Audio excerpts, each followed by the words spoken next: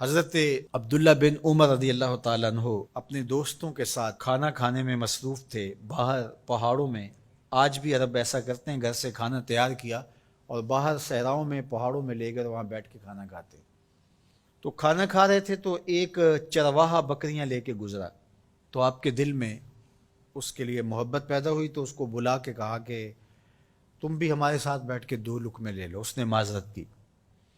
آپ نے پھر کہا نہیں، 2 لقمے آپ ہمارے ساتھ لے لیجئے۔ تو اس نے کہا کہ میرا روزہ ہے، میں روزے سے ہوں۔ تو حضرت عبداللہ خوش ہوئے کہ سخت گرمی اور سارا دن دھوپ میں بکریوں کے پیچھے روزہ رکھا ہوا ہے۔ آپ نے کہا کہ اگر ایک بکری تو ہمیں فروخت کر دے اور ہم ذبح کر کے اس کو تیار کر لیتے ہیں اور خود بھی کھائیں گے اور آپ بھی ہمارے ساتھ افطار کر لینا۔ اس نے کہا میں ان بکریوں کا مالک نہیں ہوں، میں چرواہا ہوں، یہ میرے آقا کی بکریاں ہیں اور میں بیچنے کا مجاز نہیں ہوں۔ بہت متاثر ہوئے عبداللہ ابن عمر رضی اللہ تعالیٰ عنہ۔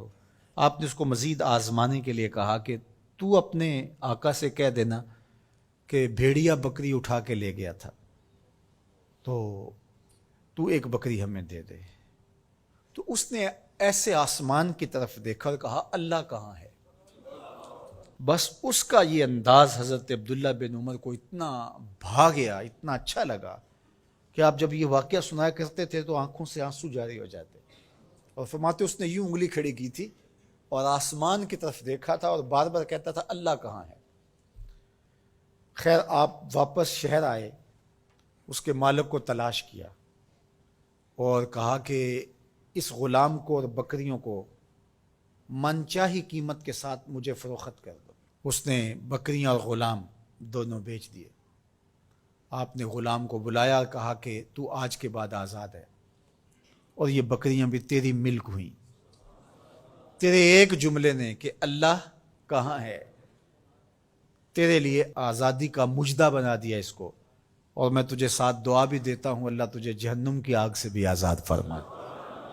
تو یہ یقین کہ میرا اللہ مجھے دیکھ رہا ہے، یہ اگر آپ کے ساتھ جڑ جاتا ہے تو پھر کسی کیمرے کسی سیکورٹی کی ضرورت نہیں ہے۔ یہ عقیدہ اتنا بڑا حصار ہے، عبادات میں بھی سرور دیتا ہے، اور یہ عقیدہ انسان کو گناہوں سے بھی محفوظ کرتا ہے اور بچاتا ہے۔ لیکن ہمارے رویے، اللہ تعالیٰ جل شانہ نے سورہ النساء کے اندر ارشاد فرمایا یستخفون من الناس ولا یستخفون من اللہ، کہ لوگوں سے تو پوشیدہ رہتے ہیں لیکن اللہ سے پوشیدہ نہیں رہتے۔ بلکہ ایک دوسرے موقع پہ ارشاد فرمایا سورہ الغافر کے اندر یعلم خائنۃ الاعین وما تخفی الصدور، جو آنکھ خیانت کرتی ہے اللہ اس کو بھی دیکھتا ہے، اور جو سینوں میں پوشیدہ ہوتا ہے اللہ اس کو بھی دیکھتا ہے۔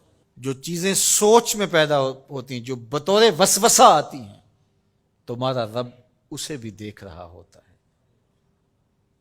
حضرت عمر بن عبدالعزیز رضی اللہ تعالی عنہ فرمایا کرتے تھے کہ اپنی خلوتوں کو پاک رکھو، اللہ تمہارے ظاہر کو ستھرا کر دے گا۔ جس شخص کی خلوت پاکیزہ ہوتی ہے، عفت مآب ہوتی ہے، تو اس کے چہرے پہ خاص قسم کا نور ہوتا ہے۔ جو راتوں کی تنہائیوں میں اٹھ کے عبادت کرتا ہے اور اللہ کے حضور وہ الہا و زاری کرتا ہے، تو دن چڑھے اس کے چہرے کے اوپر اللہ تعالیٰ ایک خاص نور پیدا کرتا ہے جس سے لوگوں کو سرور ملتا ہے اور لوگوں کے دل میں اس کے لیے محبت پیدا ہوتی ہے۔ اور جو تنہائیوں میں جرم کرتا ہے، گناہ کرتا ہے، اور لوگوں کی نظر میں کوئی ایسی چیز ہوتی بھی نہیں ہے، تو لوگوں کے دل میں اس کے لیے نفرت پیدا کر دی جاتی ہے، لوگ اس سے دور ہٹنا شروع ہو جاتے ہیں۔ یہ دلوں کے سودے ہیں۔